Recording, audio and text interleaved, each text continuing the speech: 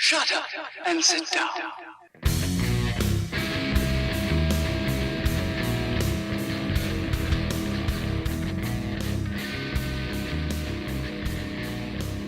Hello and welcome to the very first episode of the Undercuts Mucks podcast, a weekly podcast where we'll be talking all things wrestling, primarily WWE.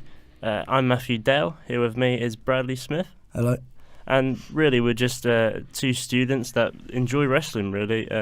Brad, do you want to say your thing about how you enjoy wrestling and why you really wanted to start this podcast?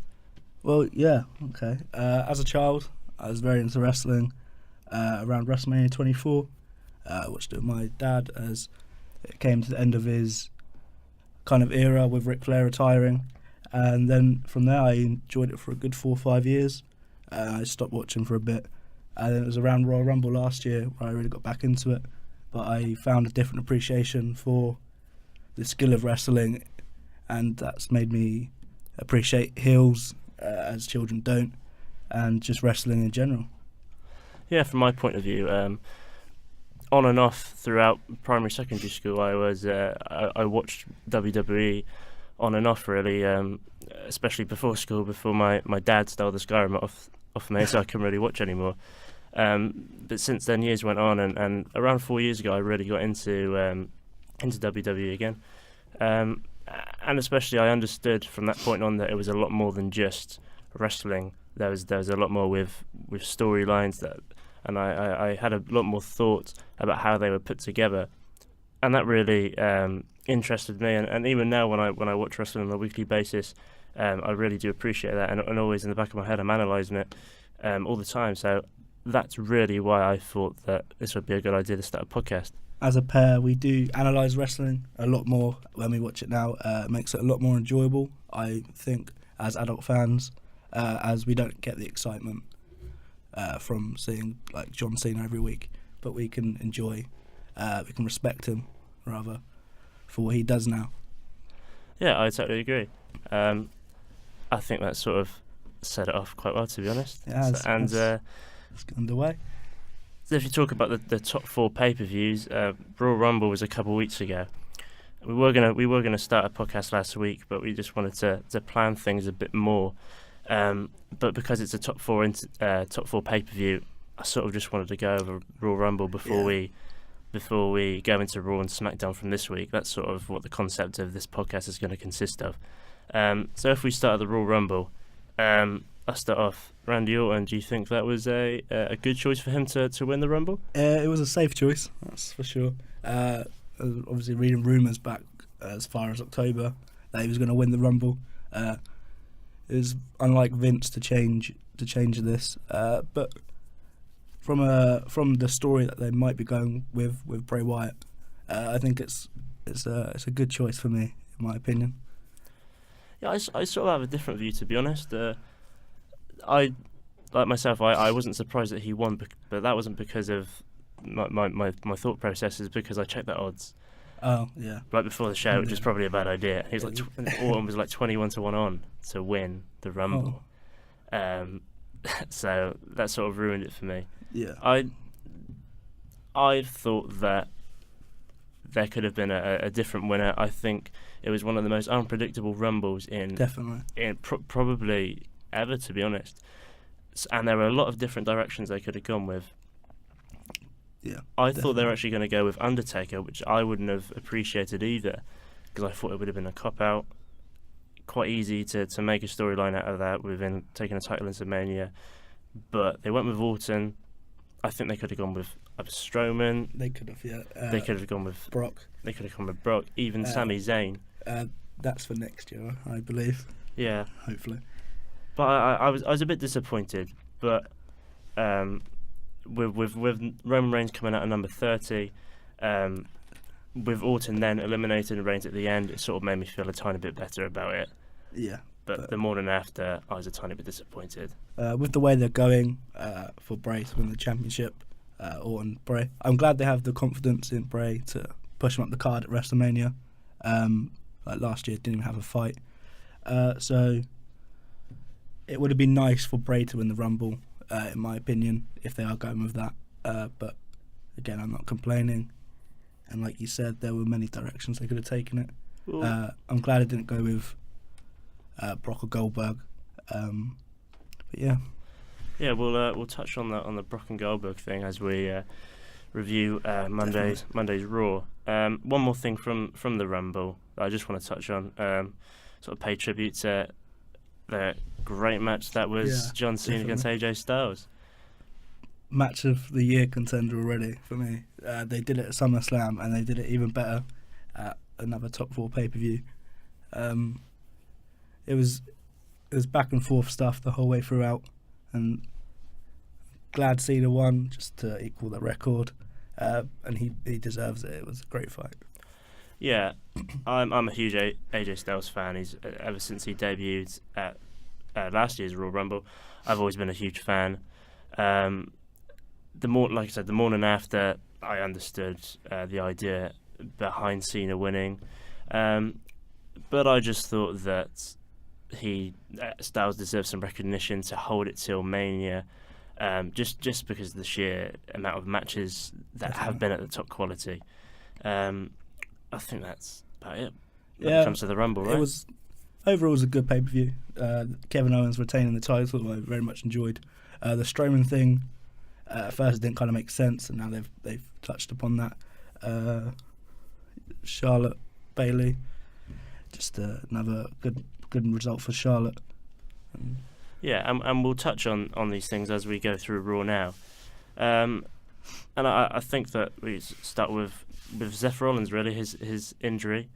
That's what we'll start on. After Samoa Joe debuted last week, on the Twitter scene the day after, it was all about Rollins tweeting about his injury. It was. Yeah, what do you think of it, really? At first, I thought this was a bit of a work. To push this big match of Triple H at WrestleMania, and then it came out that he recently that he might miss WrestleMania. It's in doubt. I'm still skeptical whether this is true or not. It could be playing towards Samoa Joe versus Rollins at Mania, and for WrestleMania, I hope it is a work and we get a great match for Rollins.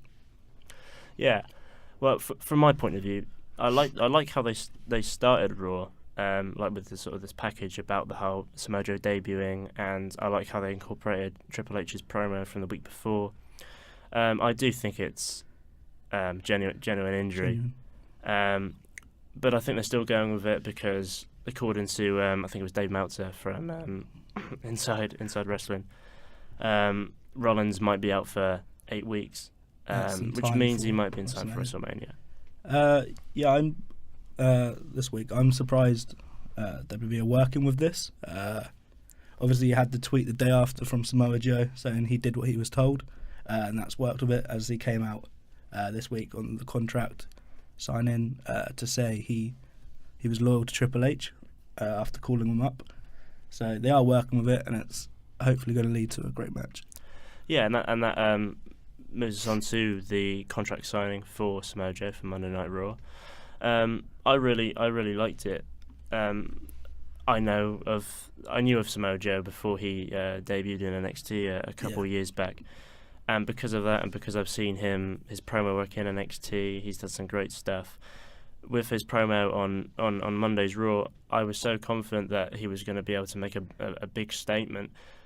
I felt in him he was very proud of finally making it to the WWE, and I felt like he totally made the most of his moment. It was a solid promo, and I was really engaged.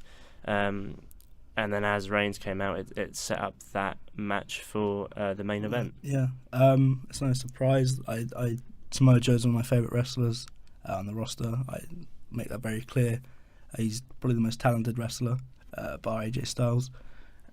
And you could tell as soon as he came for his contract signing, the little promo with Mick Foley and Stephanie, he has the confidence, he has the mic work to be probably the best wrestler on Raw. And it started off good for him with Rollins. He really helped Reigns. He helped Reigns with the promo. He carried that, and later in the night, it set up great. Yeah, and it did set up with Roman Reigns and Samoa Joe, and that I really enjoyed the fight. For people who might not have watched NXT, you were able to see what Samoa Joe can offer. Like, you know, you get all these buzzwords from the commentary. You know, for like they say about Strowman, and they've sort of carried on with Joe. They say, you know, for his size, he's very athletic. He's got great agility. But I totally agree with that, and I'm glad they do reiterate that point. So we were left on Monday Night Raw. I was actually quite surprised, but pleased. So you had three big men really in the ring. Perhaps the three biggest at the minute. Yeah, and as Samoa Joe was debuting, I was thinking, where's Strowman going to be left up? And yet he was involved one way or another in the main event, and he was left standing tall, really. You would think that Samoa Joe might have the spotlight on his debut, and although he picked up the win with controversial, you know, but Strowman was still there in the spotlight at the end of the day, standing tall at the end of Monday Night Raw. They were never going to let Reigns lose in a clean way, but they didn't want Joe to lose either. So the addition of Strowman really helped them. Again, Strowman's probably one of the most entertaining people on Raw at the minute. So to get him involved was a good move, and it's obviously set up for Fastlane, you can imagine. Yeah, Strowman and Roman Reigns has been confirmed for Fastlane, the Raw exclusive pay-per-view, early March the 5th, I believe. 3 weeks from there. But if we touch on Strowman, really, if you look at last year, and I wasn't really a big fan of his, and you contrast that to now. As soon as that scream from his theme tune sets off, I'm enthralled, and I'm instantly engaged again, and see what will happen. And that was exactly the same today. If we move on, that was the main event between Joe and Reigns. He had a 4-on-1 handicap match. Yeah. I think I spoke to you a couple of days ago about that.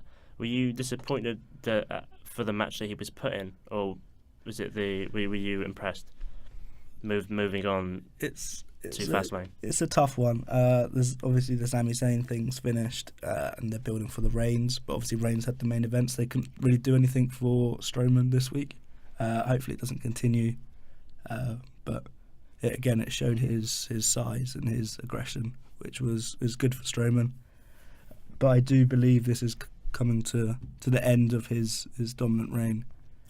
Yeah, well, I thought this was, especially the start of Raw, for a couple wrestlers, I thought like they were having to take a step back to further their character development, and I certainly thought that with Strowman, because after the going back to the WWE draft in July, after that him and Nia Jax, actually, they were both having these squash matches, and it's like you're going back to that with Strowman being in that match.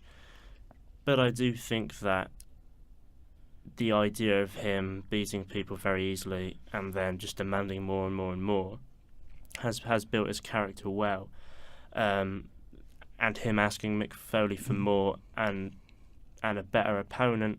He then gave him Reigns, and we'll go to Owens last week, and Owens as well for the championship. He's always wanting more, and that will lead to the Reigns match, really. Do you have anything else to add to Strowman, or should we move on to the next segment? I believe that's it for now for Strowman. I hope better things are to come for him, but I don't see it. I'm also not very hopeful. I'll touch on something quickly. I felt like with a lot of the angles that they could move towards WrestleMania with a lot of wrestlers, I feel like Strowman is going to be the odd one out, and I feel like he's sort of going to have his WrestleMania moment at Fastlane, and like against Reigns have that big match. I don't think he'll have a match like that at WrestleMania. Definitely not. It could be something like even something as small as the Andre the Giant. That's what I was going to say. Which is disappointing, but I feel like when you've got so many talents and so many angles that the company can go to, something that I don't think that's happened in a while. Someone has sort of got to be the odd one out. Yeah, I think that'll be Strowman. with the part-timers, obviously, this is pushed back on Strowman being the dominant force in the roster. They're still trying to play with it, make it work. Pre-Rumble, with the backstage segments of him destroying everything, that was great. But now the spotlight's on Goldberg and Lesnar, which sets up the next. It does. I like the segment. To summarise it, Kevin Owens and Jericho came out.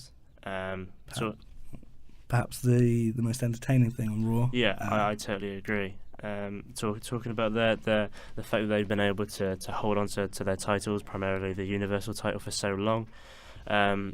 Goldberg comes out and he does challenge Owens for the Universal title, but He does. and then it takes a twist. Jericho is face to face with Goldberg.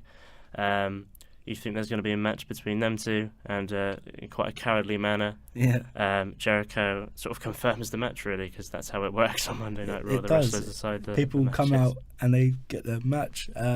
This is obviously building on the breakup of Jericho and Owens as well.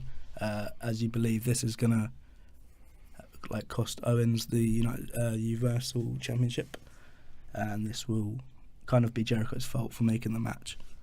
Yeah, and see, there's a lot of skeptics about whether it's a good way to go with this Universal title match at Fastlane, especially because Goldberg and everyone says part timers and whatever.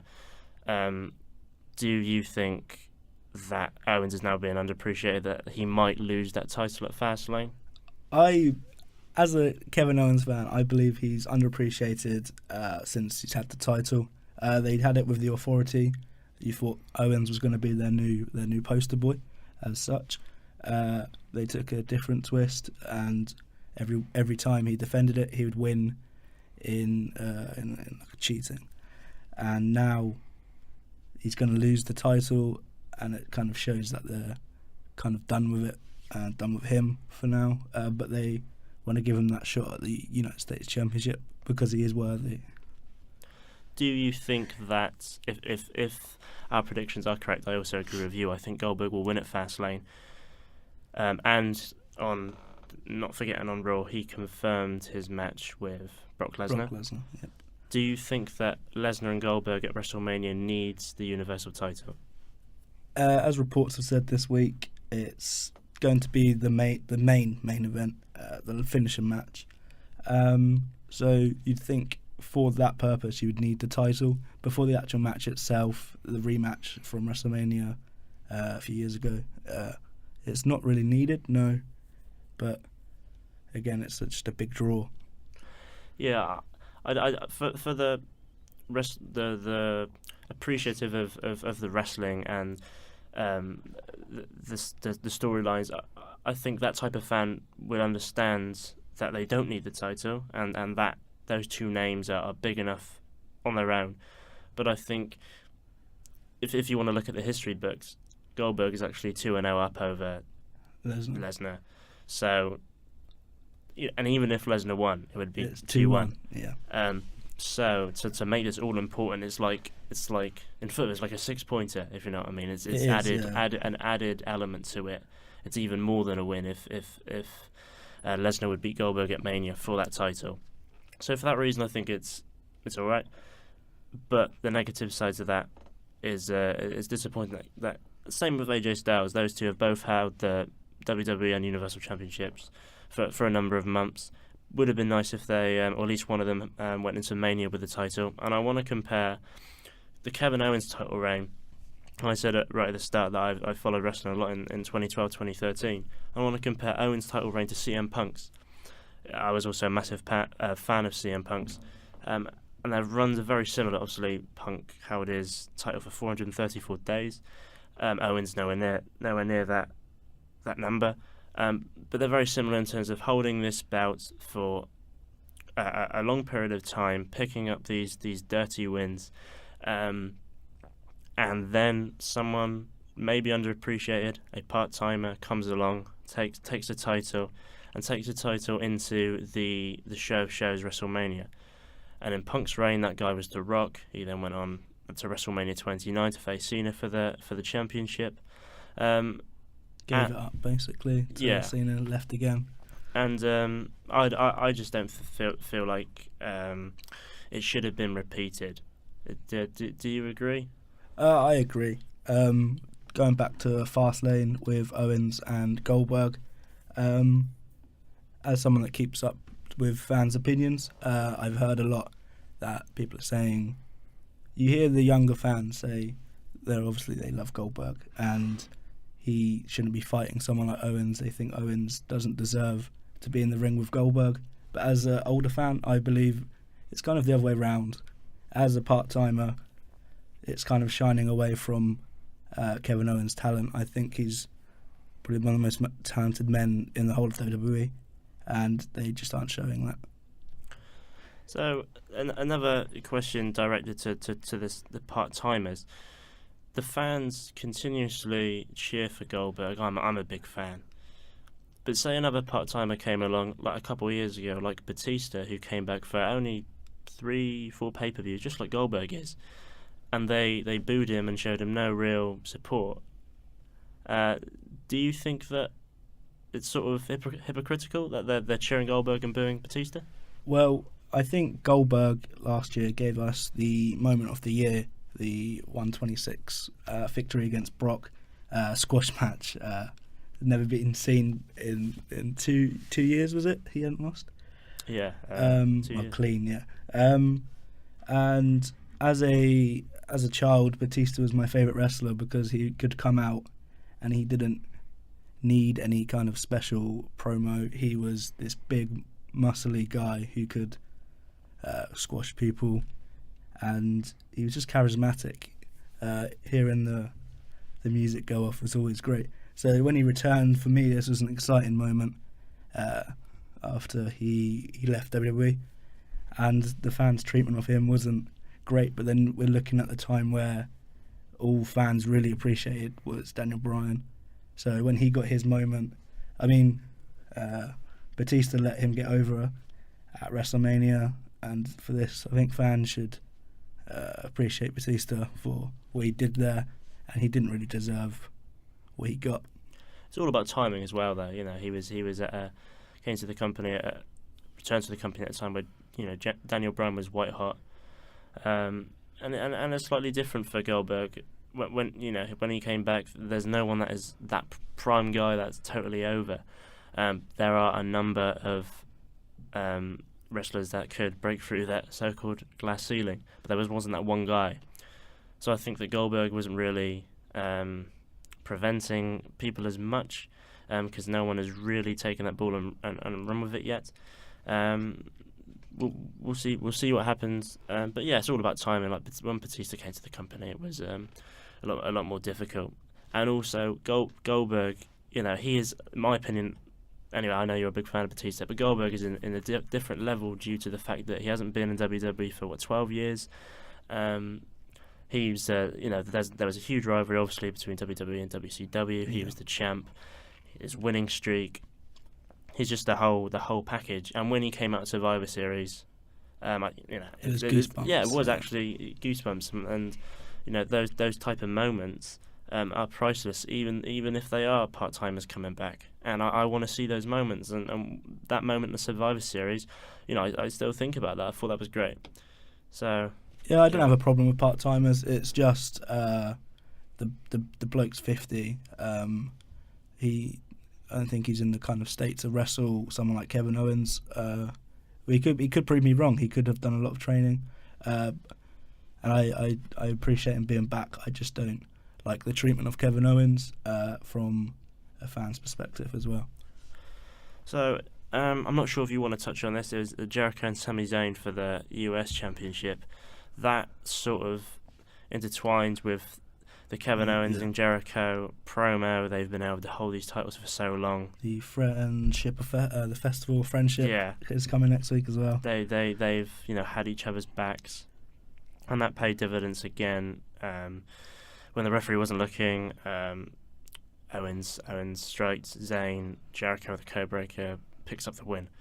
I'm not really sure if there's much more to say about that. Really, we It can. was it was just another classic Jericho victory. I'm glad Sami Zayn finally got this title fight, but he's just not there yet. As fans, I don't think anyone dislikes Sami Zayn, so we want to see him get this moment eventually. I just don't think it's yet. Very soon. I'm when he debuted. At the time when a few of those NXT guys debuted, I hadn't actually watched NXT that much. I can remember actually when he had a US title fight against Cena, and I was sort of blown away by him. Really, he did that thing where he runs through the turnbuckle into the DDT. I just thought that's amazing. Like, I haven't seen anything like that before.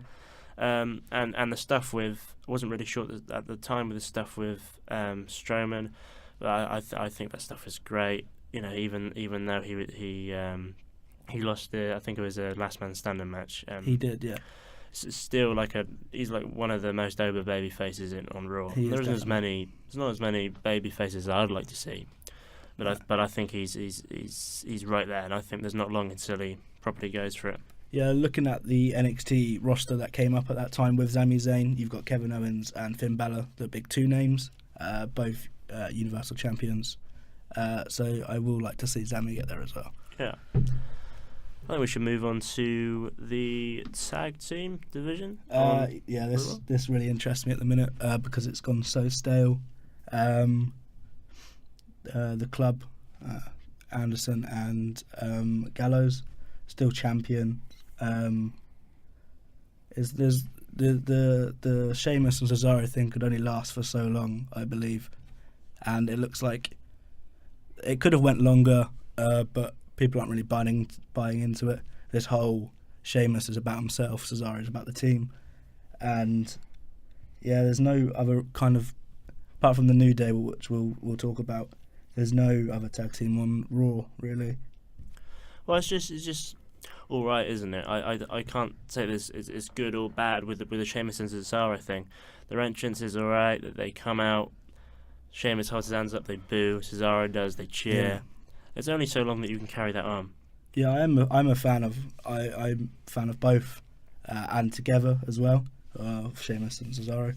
But again, it looks like this is going to lead to another match between them, and they've already had the best of 7. So it's kind of, it's kind of going back on itself at the minute, but it's what they have to work with because there's no other tag teams. But we'd all like to see the Revival come up and face the club, but it's kind of, you can't have two heels, so I don't know what they're going to do with that. And touching upon kind of the biggest tag team in WWE, I'd say, the New Day, obviously this week fighting the Shining Stars. It's going downhill. Yeah, well, we talked about this earlier before we went on air. They came, like I said, they came out.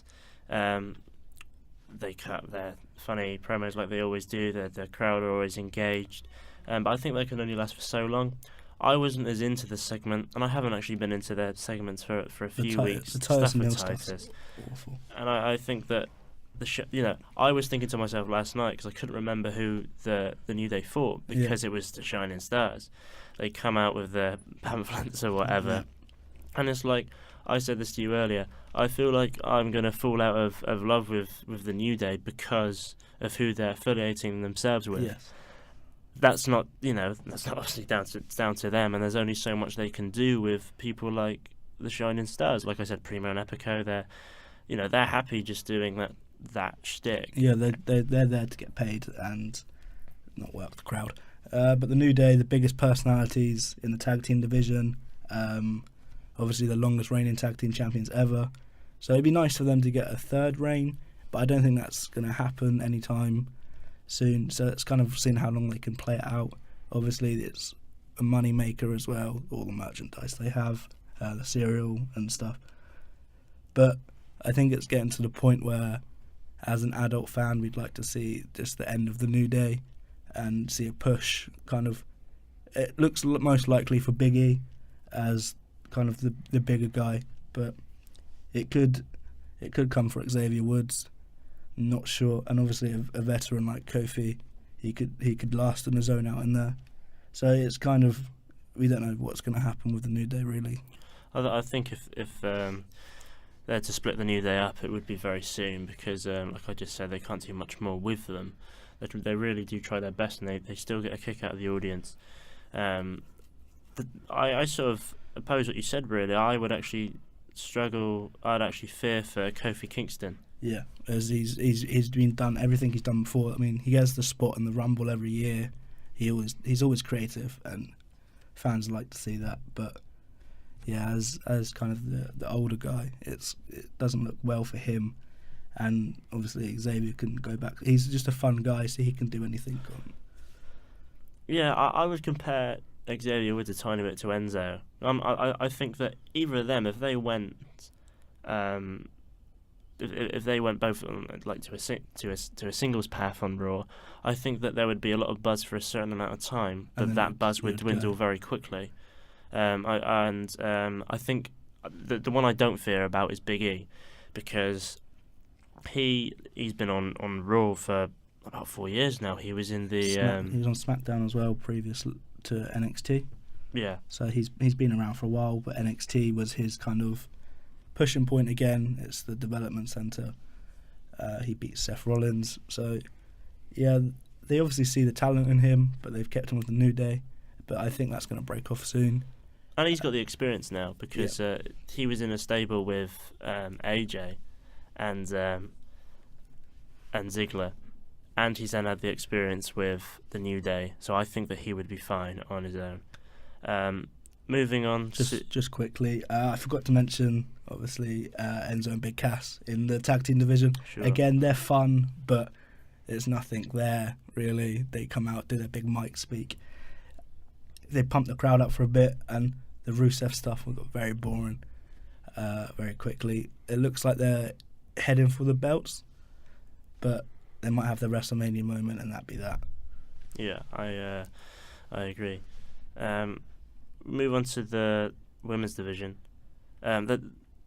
We'll talk about the women's division. I'll talk about the cruiserweight in a second. I don't want to touch that too much because it's half an hour already. Yeah. So we need to talk about SmackDown and our predictions for Elimination Chamber. So what was your impressions on the women's division on Monday Night Raw? Next week we've got Bayley versus Charlotte again. Charlotte she's just fantastic. She is so above everyone else. And this week we noticed the interlock. We had Nia Jax and Sasha, but this week we had Charlotte and Sasha, and we had Nia Jax and Bayley. So it looks like it's building up for the Fatal 4 at WrestleMania. Yeah, and we had a match between Nia Jax and Bayley. Nia Jax got the pin, Charlotte with the distraction. But I actually preferred the segment between Charlotte and Sasha. Yeah. Sasha was there once again in the medical room, and I don't think she said anything, hardly anything. And Charlotte was there, basically telling her that career was dwindling away. She didn't really reply much, and you could tell there was obviously a huge frustration in that.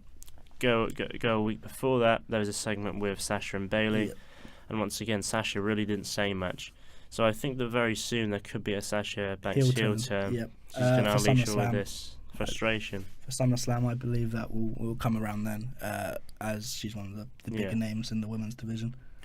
Going into possibly, if we look a bit further to Mania, rumours about a fatal four-way between Bayley, Charlotte, Sasha and Nia Jax for the women's championship. Do you see that coming to light? I think that's the right way to go, especially if they want to do this Bayley Daniel Bryan story, because then it means Charlotte doesn't have to get pinned and she doesn't technically lose again. It makes the most sense. I'd love to see Charlotte defy the odds and stay women's champion, but I just don't see it happening. I see this Bayley fairy tale story happening. Yeah, Emelina. She's finally coming, apparently. The vignettes are still airing, and this time it said, and she looks different again. So it's kind of it's just changing. It said she'll be debuting next week, but it must be a couple months ago. Yeah, they said next week, and it wasn't next week. Corey Graves couldn't believe it. I think it's just a joke now. I don't know what's going to happen. I think she's going to be a bit of a joke. But do you think that she will actually debut? She's probably going to come out for the mic for 5 minutes. I'm comparing this to like this Kurt Hawkins thing on SmackDown. Yeah. And there were so many vignettes. He came out, then he didn't wrestle. It was like a thing of Fandango a few years ago. He would come out, and if they didn't say his name properly, he'd bugger off. Yeah. I don't think it would be as that extreme, yeah, but it's going to have something like that. Yeah. But I wouldn't be. But I doubt she'll wrestle, to be No, honest. the women's division's too strong on Raw. They've kind of messed up with that. Yeah. Do you want to touch on the cruiserweight division on Raw? Yeah, it's been announced for Fastlane. We have Neville versus Gallagher, or Gallagher if you're English.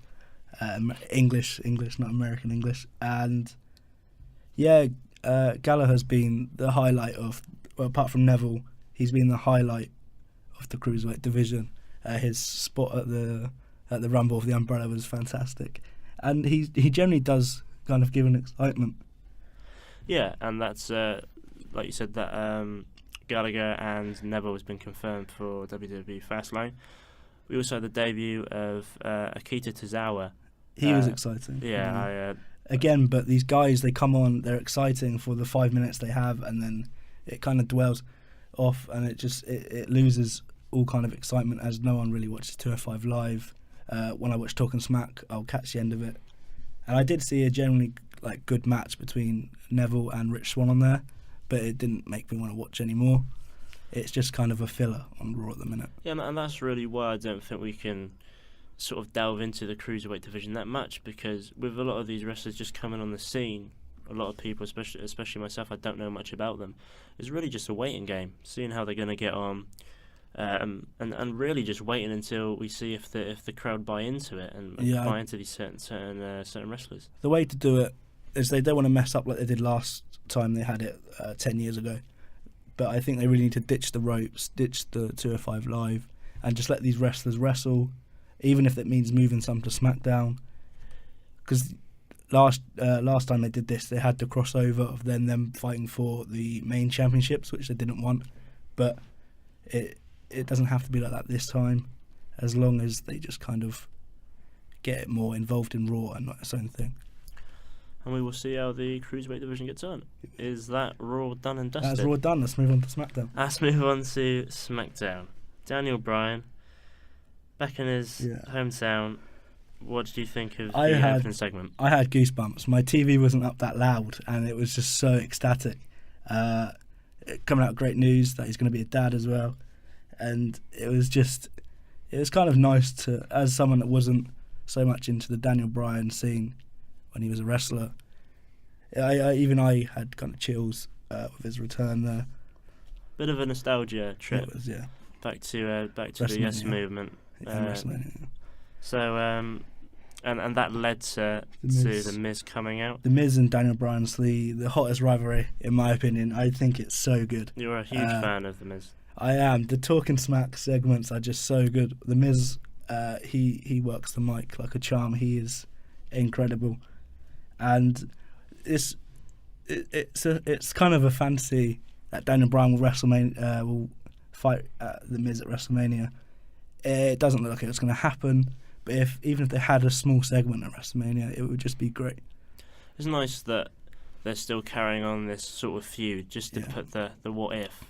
The what if it's nice to have. You know, and I like that idea, because I always believe that he might come back, because he's been cleared by other doctors, but they're not affiliated with the WWE. Exactly. Yeah. WWE are quite hot on concussions nowadays. So they're very injury. So that's understandable, but you never know. What if? And obviously that led to moving on. This led to the Fatal 4-Way. This was great. I mean, with SmackDown, there's no kind of, there are the established faces and heels, but then the heels also don't like the heels, and it's great because you had Baron Corbin threaten to beat up the Miz, and this obviously led to Styles and Ambrose coming out as well.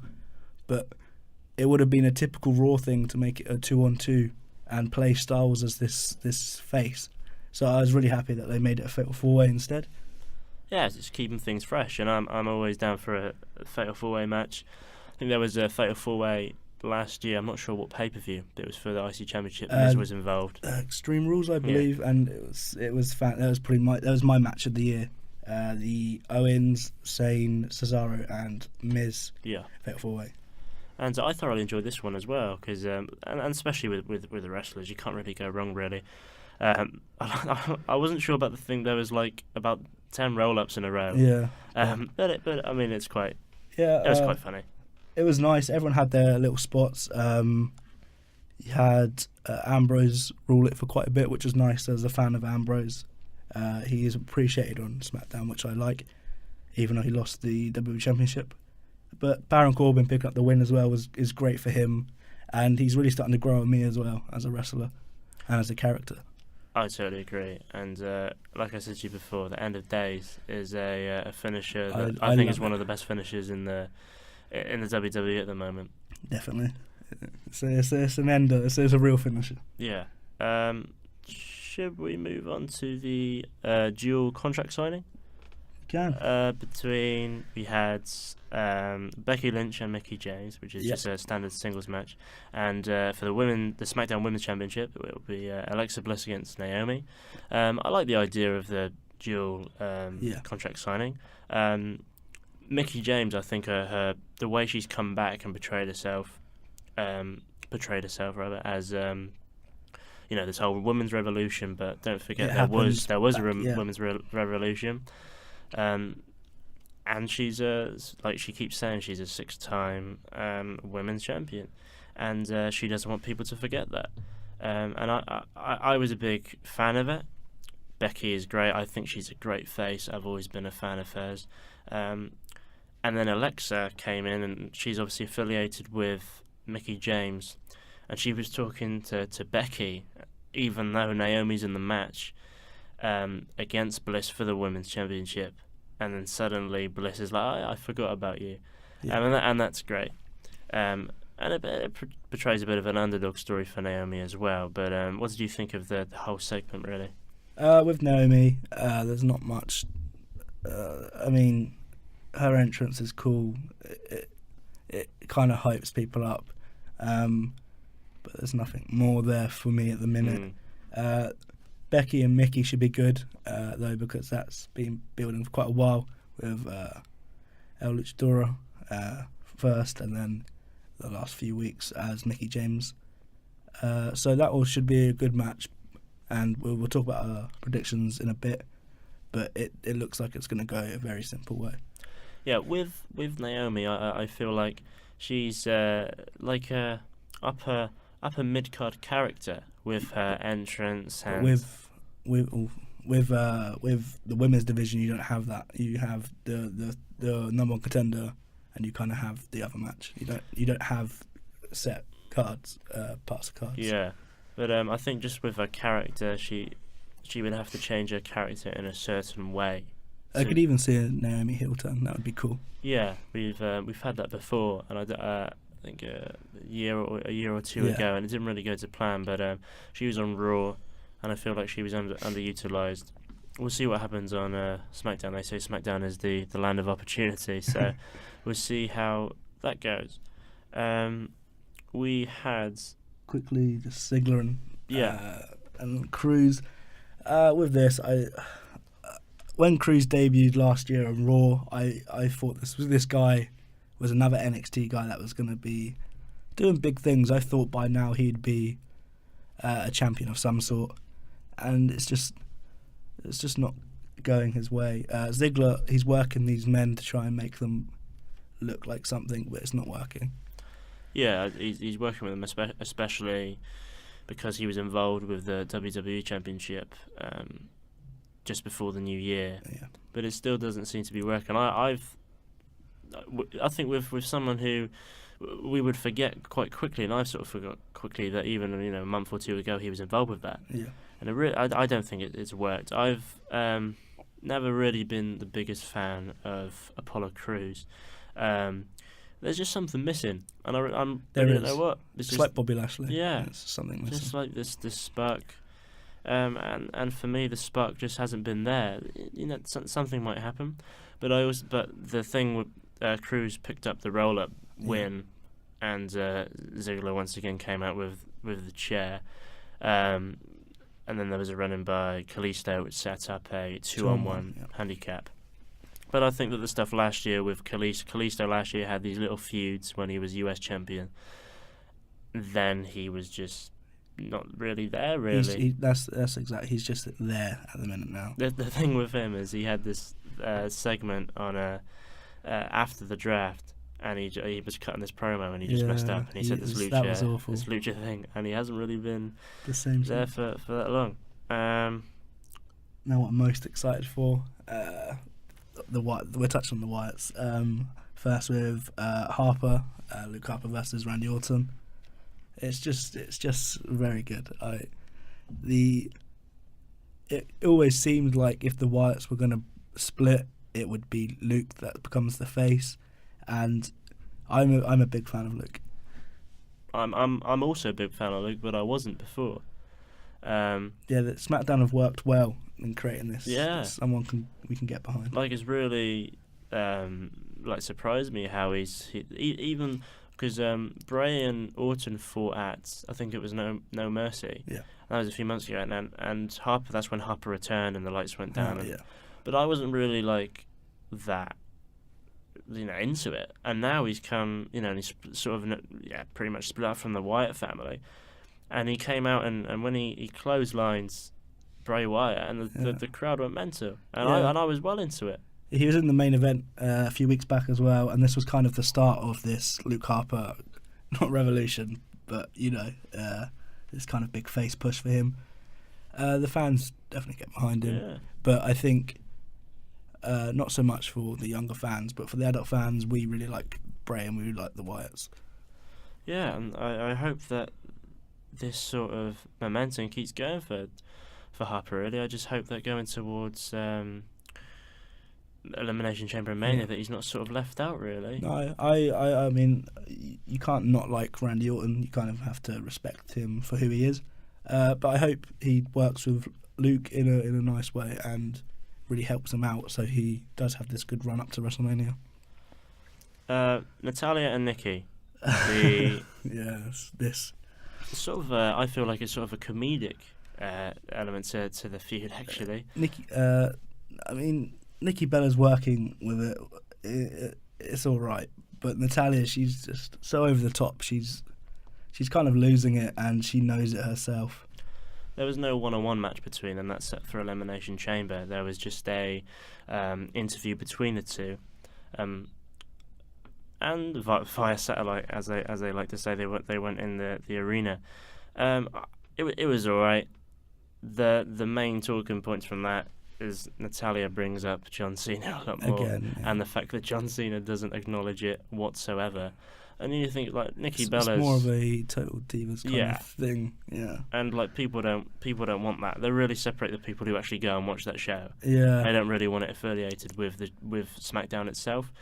But with Nikki, like, she's a Divas champion. She's the longest reigning Divas champion. If that's a thing anymore, yeah. She she doesn't need to have a feud with someone that consists of mentioning her boyfriend all the time. Even when SmackDown was being viewed more than Raw than the ratings, even this had a bit of excitement to it, where she put her through the table and she's fighting off the security guards backstage. That was the kind of the peak for this, and it's kind of gone.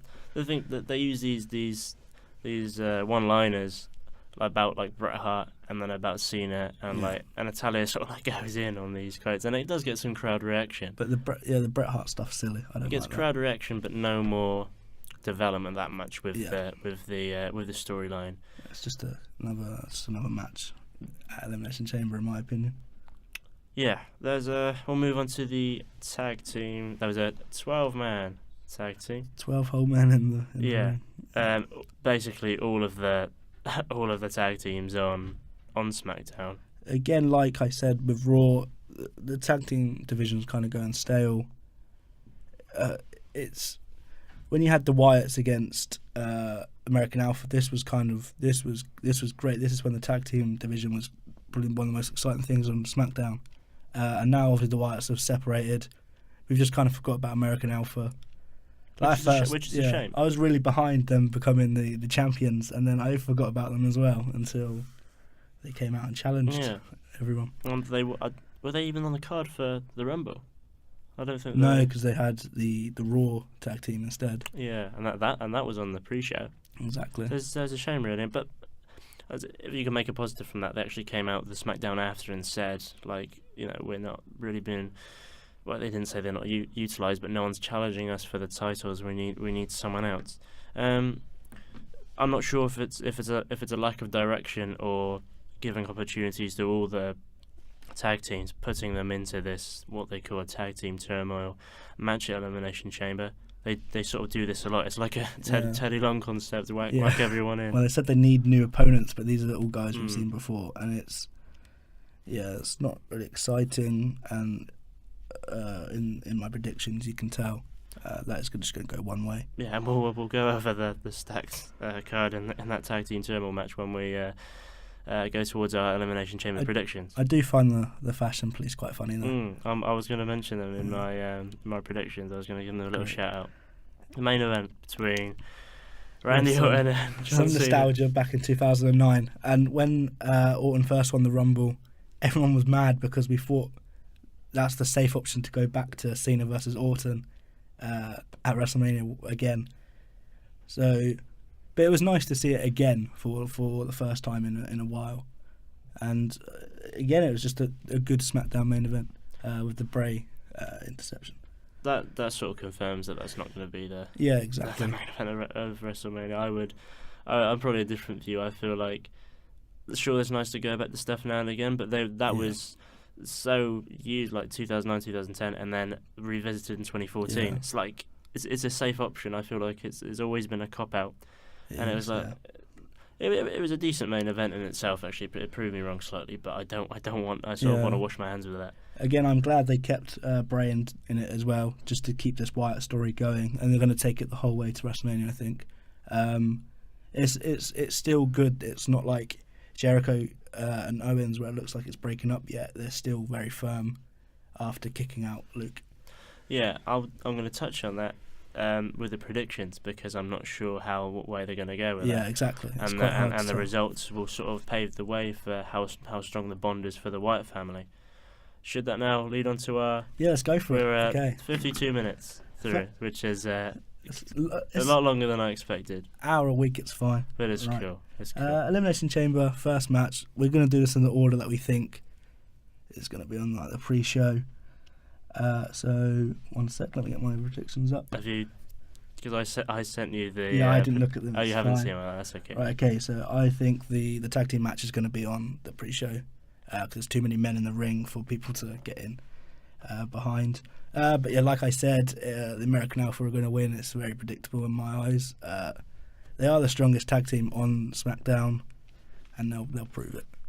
I totally agree. This is what I said when I mentioned the fashion bullies. I actually like them when they're not in these cringeworthy backstage segments. Yeah. They're decent wrestlers, and Tyler Breeze was a decent wrestler in NXT. Yeah. And he's come up, and it just doesn't make sense. I just want a quick shout out to Mojo Rawley and Zack Ryder. Obviously, it didn't go their way because it did look like they was meant to be champions. Now Mojo Rawley's off on his own. So I don't know what's going to happen with Zack Ryder, but they were probably the second kind of strongest in a way that people liked them, and now that's gone. So they'll have to work with all these other men instead. Yeah, but like I said, American Alpha, I think they'll win. That was probably the easiest one for me to... guessing it was the easiest, apart from the main event because of stories. Sure. What is your next prediction, and we'll go with your order. I'm not sure if it's going to be on the pre-show, but it does kind of sound like it. If they only go with 2 matches, though, I'm not sure. But Ziggler to win in the 2-on-1. I think he's kind of beat them too much leading up to this for them to turn it round. Because it would be equal and it wouldn't make sense. I've gone with Cruz and Kalisto. See, it was difficult, but via a DQ. Maybe with the chair. Yeah, I see when you brought up the chair earlier. That's what I thought. They sort of got this obsession, really, with a chair, and like Baron Corbin before. Yeah, and especially there was a segment on SmackDown, and Daniel Bryan and Ziggler. He's like, "Why are you coming out and just going on this rampage week for week with this chair?" which then led to him booking this match. I think he's just going to do it again. It's an easy way out to go, this, but at the same time, I don't actually know what they can do. I hope they kind of make, Kalisto and Cruz look all right. Like, if it's a 2-on-1 match, and Ziggler's not a big guy, this should be quite easy. So if he is going to win by DQ, hopefully it's kind of in Kalisto and Cruz's favour first, that they look very dominant. It's very important that Cruz and Kalisto make the most of this, because it is their kind of little push, and it doesn't look like it's going to work for them. You hear a lot of wrestlers say, they go out and try and steal show Ziggler's catchphrase. Yeah. They really have to. I think they can really put on a good performance, because in ring they're actually great wrestlers. Yeah, Kalisto's fantastic. And I'm a big fan of Cruz in ring work anyway. Yeah, he's very athletic for a big guy. Yeah, definitely. What's your next prediction on the card? Mickie James versus Becky. I'll let you go first. Mickie James versus Becky. I have gone with Becky Lynch. Oh, I've gone for Mickie James. Just because I feel like she needs a win. Yeah, I see where you come from there. She, like I said earlier, she's like the ultimate babyface. I feel like anyway. I'm a big fan of her. See, that's what I think Mickie James will win, because of this whole thing she keeps going on about 6 years ago when she was champion. It just seems right for her to. I mean, I know she lost against Asuka on NXT, but she looked very good. I feel like you can turn that around and say, Mickie James is like, you haven't forgot about me, and Becky Lynch is, it's the new kind of is the new woman from that modern day babyface kind of, and a modern day women's revolution. Again, and, that was she'll pick up the win. That was a hard. I don't think Bliss, or I don't think anyone will get involved in that match. If it is pre-show, which I think, now thinking about it, I don't think anyone's going to get involved. Okay. Right, next, Natalya against Nikki Bella. I've gone for Natalya. We got some different predictions. We thought it was quite the same. This is different. Again, this was quite hard, as I thought Nikki Bella, just the face, picking up the victory.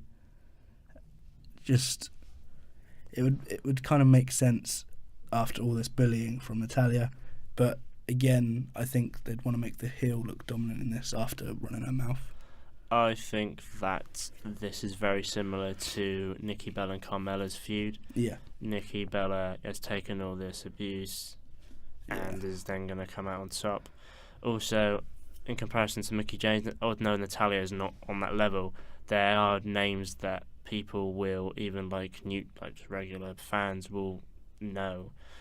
So I don't, in any feud, I don't think Natalya is going to need a win, because she's obviously affiliated with the Hart Foundation. Yeah. And I think Nikki Bella will win. There's rumours about her neck playing up again, and is WrestleMania going to be her last match? You want to get you're going to want to keep her strong anyway, going into that, because you just never know what's around the corner, especially with a recurring neck injury. Yeah, like you said, she doesn't need to win, Natalya, because she's been around for so long. But you could say both these women need a victory. Moving on. I've accidentally put all the women's matches in a row in my predictions, just because it came to my mind. We'll go that way. But yeah, Alexa Bliss against Naomi. I've gone for Alexa Bliss to retain the title. It seems like this whole Naomi thing's a bit rushed, and it's just going to make sense for Bliss to keep it, as I see things going to WrestleMania with Bliss as champion. I have also gone with Alexa Bliss. I'm glad Naomi's back. I think she's one of the most underrated female wrestlers. I didn't like her finisher from no, that was awful. Previous, but she's great. You saw her suicide dive on SmackDown. It's like she's great. She is, but Bliss's character, when she went up from NXT, I wasn't sure, and I wasn't actually a fan. Yeah, I kept trying to persuade you she was great. And I've been totally won over. Yeah, I think she's great. She's and last few weeks she's getting some great pops from the crowd. I think she's second behind Charlotte in this whole women's division. I honestly think she's great. And I really think when she won the title against Becky, she won it clean in a tables match. She won it like that. They basically gave her a clean win, I feel, because of her hard work. She's great. She is, and I'm a big fan of her. When she won the table match, there was no kind of excitement. People obviously really like Becky, but now, like the thing with the dislocated arm, especially, people just really like to see this from her, and I think she deserves to keep it. Moving on. The match I'm second most excited for sure, Luke Harper versus Randy. How have you gone? I have gone for Luke Harper. I've gone for Randy. I changed my You prediction did. last minute. This was the hardest to definitely decide. I've gone for Luke Harper, and I'm not actually that sure why. It's really hard. They fought on SmackDown last week, Yeah. and Orton picked up the win. And I've gone for Harper because out of this, I think if Orton loses this, the Wyatt because Bray's going to be like, you beat Harper last week, us two are the remaining two in the Wyatt family, and you've We have now to look lost to strong, him yeah. again. Who is who can I trust, who can I rely on? And I feel like they're going to go that way because of what I feel like is going to happen in the main event. So yeah, I've said Randy for the opposite reason. I think they want to make the Wyatts still look very strong and together. So Randy getting this victory against a former Wyatt member will give Bray that confidence, which is then, like you said, into the main event. It's going to lead on to a split. And we move on to the Elimination Chamber match. Bray Wyatt, definitely. the way it's kind of played out, it does seem as if it's going to be WrestleMania Randy versus Bray, the end of the Wyatts. It's even though you kind of know the result, it's still going to be interesting to watch. I'm really excited for it.